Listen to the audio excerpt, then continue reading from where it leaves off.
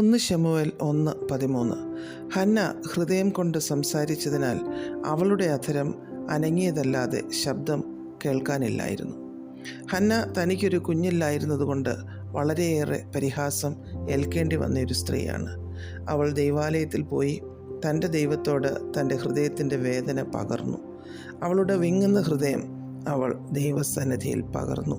ശബ്ദം പുറത്തു വന്നില്ല, കണ്ണുനീർ മാത്രം ഒഴുകി. എന്നാൽ ഹൃദയത്തിൻ്റെ നൊമ്പരങ്ങളെ ഒപ്പിയെടുക്കുന്ന ദൈവം ഹന്നായുടെ ഹൃദയത്തിലെ നിലവിളി കേട്ടു.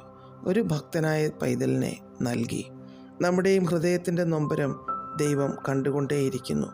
പലപ്പോഴും കണ്ണുനീരൊഴുക്കുവാനല്ലാതെ എന്തു പ്രാർത്ഥിക്കണമെന്ന് പോലും അറിയാതെ വിങ്ങുന്ന ഹൃദയവുമായി ദൈവസന്നിധിയിലിരിക്കുമ്പോൾ ഹൃദയത്തിൻ്റെ വിങ്ങലിന് അത്ഭുതകരമായ മറുപടി തരുന്ന ദൈവം ഇന്നും ജീവിക്കുന്നു. ആരോടും പറയാനാവാതെ, ആരെക്കൊണ്ടും സഹായിക്കാനാവാതെ നമ്മൾ നിസ്സഹായരായി തകർന്ന ഹൃദയവുമായി ദൈവസന്നിധിയിലിരിക്കുമ്പോൾ കണ്ണുനീരിനെ തുടച്ചു മാറ്റി ആശ്വാസമായി അത്ഭുതത്തെ അയക്കുന്ന ദൈവം ഇന്നും നമുക്കായി അത്ഭുതം പ്രവർത്തിക്കുവാൻ തയ്യാറായി നിൽക്കുന്നു. ആ ദൈവത്തോട് നമുക്ക് പറ്റിച്ചേർന്ന് നിൽക്കാം. റോമർ 8:26 അപ്പസ്തോലൻ ഇങ്ങനെയാണ് പറഞ്ഞിരിക്കുന്നത്: അവണ്ണം തന്നെ ആത്മാവ് നമ്മുടെ ബലഹീനതയ്ക്ക് തുണ നിൽക്കുന്നു.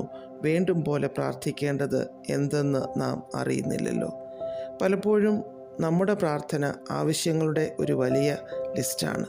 എന്നാൽ പരിശുദ്ധാത്മാവിൽ നാം ഹൃദയഭാരത്തോടെ നമ്മുടെ ആവശ്യങ്ങളെ അറിയിക്കുമ്പോൾ ആത്മാവ് തന്നെ നമുക്ക് തുണനിന്ന് നമ്മെ പ്രാർത്ഥിക്കുവാൻ സഹായിക്കുന്നു. അത് ദൈവസന്നിധിയിലെത്തുമ്പോൾ മറുപടിയുമായി ദൂതൻ വരുവാൻ ഇടയാകുന്നു. നമ്മുടെ ഹൃദയത്തിൻ്റെ നൊമ്പരം അതേപോലെ ഒപ്പിയെടുത്ത് ദൈവസന്നിധിയിലെത്തിക്കുവാൻ പരിശുദ്ധാത്മാവ് ഉള്ളതുകൊണ്ട് നമുക്ക് ദൈവത്തിന് നന്ദി പറയാം. ആ പരിശുദ്ധാത്മാവ് ഇന്നും നമ്മുടെ കൂടെ ഇരുന്ന് നമ്മെ ആശ്വസിപ്പിക്കുവാനും നമ്മുടെ പ്രാർത്ഥനകൾക്ക് മറുപടി തരുവാനും നമ്മോടൊപ്പമുള്ളതുകൊണ്ട് നമുക്ക് ദൈവത്തിന് സ്തോത്രം പറയാം. പ്രാർത്ഥിക്കാം. പ്രിയ കർത്താവേ, ഞങ്ങളെ പൂർണ്ണമായി അറിയുന്ന അങ്ങയുടെ ദിവ്യജ്ഞാനത്തിനായി സ്തോത്രം. യേശു ക്രിസ്തുവിൻ്റെ നാമത്തിൽ ആമേൻ. God bless us all.